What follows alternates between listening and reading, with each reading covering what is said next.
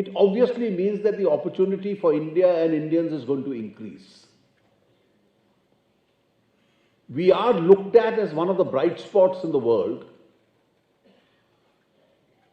And over the next 1 or 2 decades, our potential to retain that position of a fast-growing economy, as China did in the last 3 decades, analysts believe now belongs to India. And most of you who got honored with degrees today are going to enter the career market in an India which is full of opportunities.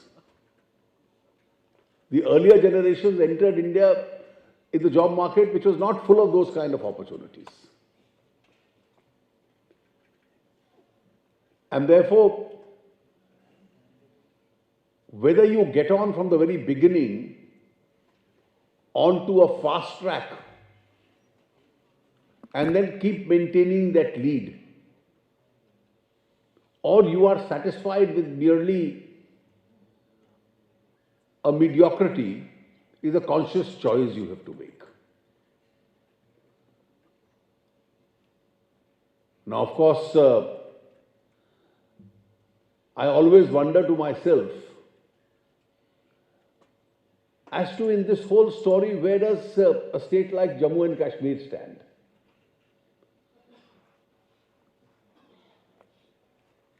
Conceptually, if all was well, with a limited population, a large area, the most beautiful spots in the world being here,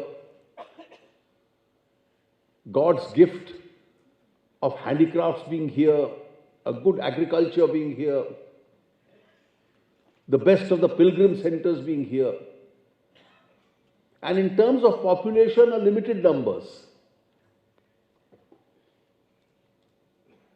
And therefore, if all had been well historically, this should have been theoretically the most affluent part of this country.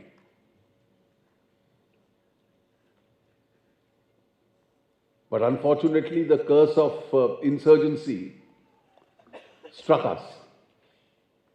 And I must say, as a tribute to the academic fraternity here in all parts of the state, and I say this because I have also had an opportunity to interact with students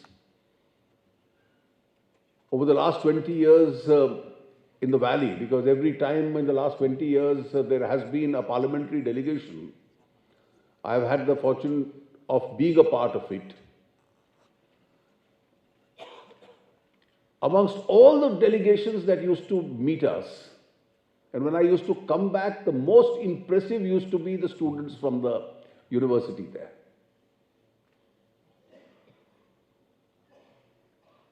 And therefore, for the students across the state, in all the regions,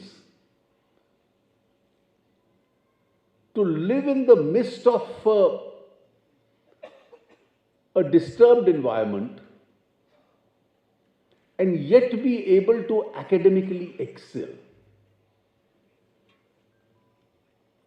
This is an unprecedented resilience which the young population of the state has been able to demonstrate. And I'm sure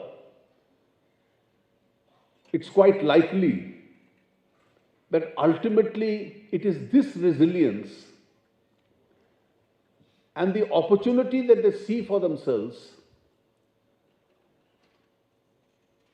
which is an opportunity which probably may end up bringing what is the ultimate object as far as the state is concerned, which is to bring peace into the state and work for the development of the state.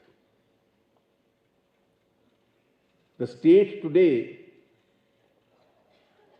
is a challenging state to govern. It requires determination, it requires statesmanship, it requires capacity to face criticism and yet be able to work effectively towards this twin object of bringing